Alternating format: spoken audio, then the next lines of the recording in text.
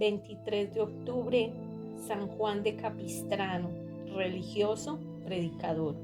Año 1456, siglo XV. Es uno de los predicadores más famosos que ha tenido la Iglesia Católica. Nació en un pueblecito llamado Capistrano, en la región montañosa de Italia en 1386, finales del siglo XIV. Fue un estudiante sumamente consagrado a sus deberes y llegó a ser abogado y juez y gobernador de Perugia, pero en una guerra contra otra ciudad cayó prisionero y en la cárcel se puso a meditar y se dio cuenta que en vez de dedicarse a conseguir dineros, honores y dignidades en el mundo, era mejor dedicarse a conseguir la santidad y la salvación en una comunidad de religiosos y entró de franciscano, venciendo el orgullo.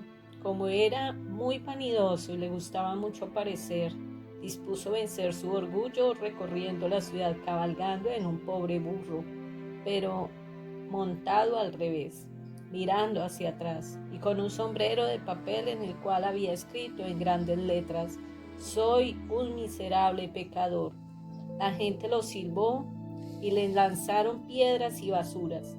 Así llegó hasta el convento de los franciscanos a pedir que lo recibieran de religioso. El padre maestro de novicios dispuso ponerle pruebas muy duras para ver si en verdad este hombre de 30 años era capaz de ser religioso, humilde y sacrificado. Lo humillaba sin compasión y lo dedicaba a oficios muy cansones y humildes. Pero Juan, en vez de disgustarse, le conservó una profunda gratitud por toda su vida, pues le supo formar un verdadero carácter y lo preparó para enfrentarse valientemente a las dificultades de la vida. Él recordaba muy bien aquellas palabras de Jesús: «Si el grano de trigo no cae en tierra y no muere, se queda sin producir frutos, pero si muere, producirá mucho fruto». Predicador incansable. A los 33 años fue ordenado sacerdote y luego, durante 40 años, recorrió toda Europa predicando con enormes éxitos espirituales. Tuvo por maestro de predicación y por guía espiritual al gran San Bernardino de Siena, y formando grupos de 6 y 8 religiosos se distribuyeron primero por toda Italia y después por los demás países de Europa, predicando la conversión y la penitencia. Juan tenía que predicar en los campos y en las plazas porque el gentío tan enorme no cabía en las iglesias. Su presencia de predicador era impresionante, flaco, pálido, penitente, con voz sonora y penetrante, un semblante luminoso y unos ojos brillantes que parecían traspasar el alma. Conmovía hasta los más indiferentes. La gente lo llamaba el Padre Piadoso, el Santo Predicador. Vibraba en la predicación de las verdades eternas. La gente, al verlo y oírlo, recordaba la figura austera de San Juan Bautista, predicando conversión en las orillas del río Jordán, y le repetía las palabras del Bautista: «Raza de víboras, tienen que producir frutos de conversión, porque ya está el hacha de la justicia divina junto a la vida de cada uno, y árbol que no produce frutos de obras buenas será cortado y echado al fuego». Muchos pedían a gritos la confesión, prometiendo cambiar de vida, y estallaban en llanto de arrepentimiento. La gente traía sus objetos de superstición y los libros de brujería y los naipes y otros juegos de azar, y los quemaban en públicas hogueras en la mitad de las plazas. Muchos jóvenes, al oírlo predicar, se proponían irse de religiosos. En Alemania consiguió 120 jóvenes para las comunidades religiosas y en Polonia 130. Sus sermones eran de 2 y 3 horas, pero a los oyentes se les pasaba el tiempo sin darse cuenta. Atacaba sin miedo a los vicios y malas costumbres, y muchísimos, después de escucharle, dejaban sus malas amistades y las borracheras. Después de predicar se iba a visitar enfermos y con sus oraciones y su bendición sacerdotal obtenía innumerables curaciones. Penitente. Juan convertía a pecadores no solo por su predicación tan elocuente y fuerte, sino por su gran espíritu de penitencia. Dormía pocas horas cada noche, vestía siempre trajes sumamente pobres, comía muy poco y siempre alimentos burdos y nunca comidas finas ni especiales. Una artritis muy dolorosa lo hacía cojear y dolores muy fuertes de estómago lo hacían retorcerse, pero su rostro era siempre alegre y jovial. En su cuerpo era débil, pero en su espíritu era un gigante. Era un gran estudioso. Después de muerto, reunieron los apuntes de los estudios que hizo para preparar sus sermones y suman 17 gruesos volúmenes. La comunidad franciscana lo eligió por 2 veces como vicario general y aprovechó este altísimo cargo para tratar de reformar la vida religiosa de los franciscanos, llegando a conseguir que en toda Europa esta orden religiosa llegara a un gran fervor.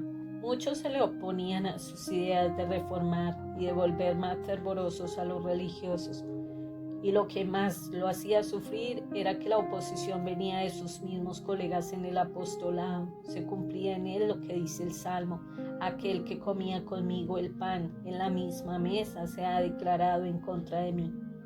Pero esas incomprensiones le sirvieron para no dedicarse a buscar las alabanzas de la gente, sino las felicitaciones de Dios. Él repetía la frase de San Pablo: si lo que busco es agradar a la gente, ya no seré siervo de Cristo. Juan tenía unas dotes nada comunes para la diplomacia. Era sabio, prudente y medía muy bien sus juicios y sus palabras. Había sido juez y gobernador y sabía tratar muy bien a las personas. Por eso, 4 pontífices, Martín V, Eugenio IV, Nicolás V y Calixto III, lo emplearon como embajador en muchas y muy delicadas misiones diplomáticas y con muy buenos resultados. 3 veces le ofrecieron los sumos pontífices nombrarlo obispo de importantes ciudades, pero prefirió seguir siendo humilde predicador, pobre y sin títulos honoríficos. Libertador de Hungría.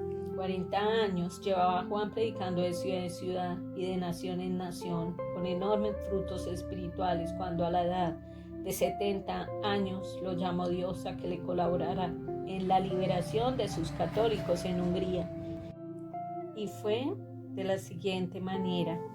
En 1453 los turcos musulmanes se habían apoderado de Constantinopla y se propusieron invadir Europa para acabar con el cristianismo, y se dirigieron a Hungría.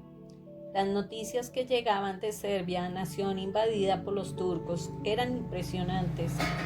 Crueldades salvajes contra los que no quisieran renegar de la fe en Cristo y destrucción de todo lo que fuera cristiano católico. Entonces Juan se fue a Hungría y recorrió toda la nación predicando al pueblo, incitándolo a salir entusiasta en defensa de su santa religión. Las multitudes respondieron a su llamado y pronto se formó un buen ejército de creyentes. Los musulmanes llegaron cerca a Belgrado con 200 cañones, con una flota de barcos de guerra por el río Danubio y 50.000 terribles jenízaros de a caballo, armados hasta los dientes. Los jefes católicos pensaron en retirarse porque eran muy inferiores en número, pero fue aquí cuando intervino Juan de Capistrano. 3 heroísmos. El gran misionero salvó a la ciudad de Bucarest de 3 modos. El primero, convenciendo al jefe católico Hunyades a que atacara la flota turca, que era mucho más numerosa. Atacaron y salieron vencedores los católicos. El segundo, fue cuando ya los católicos estaban dispuestos a abandonar la fortaleza de la ciudad y salir huyendo. Entonces Juan se dedicó a animarlos, llevando en sus manos una bandera con una cruz y gritando sin cesar: Jesús, Jesús, Jesús. Los combatientes cristianos se llenaron de valor y resistieron heroicamente. Y el tercer modo fue cuando ya Hunyades y sus generales estaban dispuestos a abandonar la ciudad. Juzgando la situación insostenible ante la tremenda desproporción entre las fuerzas católicas y las enemigas, Juan recorrió todos los batallones gritando entusiasmado: creyentes valientes, todos a defender nuestra santa religión. Entonces los católicos dieron el asalto final y derrotaron totalmente a los enemigos, que tuvieron que abandonar aquella región. Jamás empleó armas materiales, sus armas eran la oración, la penitencia y la fuerza irresistible de su predicación. Las gentes decían que aquellos cuarteles de guerreros más parecían casas de religiosos que campamentos militares, porque allí se rezaba y se vivía una vida llena de virtudes. Todos los capellanes celebraban cada día la Santa Misa y predicaban. Muchísimos soldados se confesaban y comulgaban, y los militares repetían en sus batallones: tenemos un capellán santo. Hay que portarse de manera digna de este gran sacerdote que nos dirige. Si nos portamos mal, no vamos a conseguir victorias, sino derrotas. Y los oficiales afirmaban: este padrecito tiene más autoridad sobre nuestros soldados que el mismo jefe de la nación. Mientras los católicos luchaban con las armas en Hungría, el sumo pontífice hacía rezar en todo el mundo el Ángelus o 3 Aves Marías diarias por los guerreros católicos, y la Santísima Virgen consiguió de su hijo una gran victoria. Con razón, en Budapest le levantaron una gran estatua a San Juan de Capistrano, porque salvó la ciudad de caer en manos de los más crueles enemigos de nuestra santa religión. Muerte inesperada.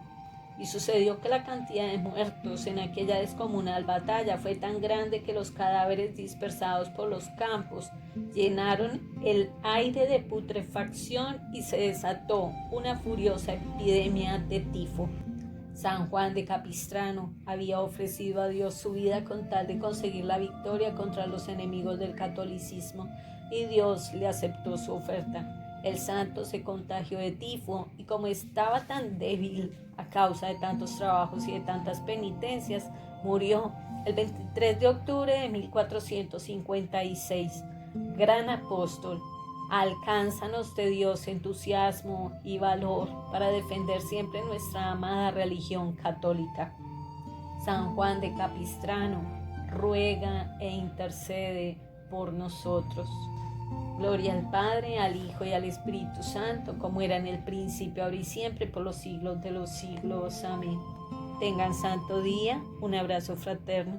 Dios los bendiga.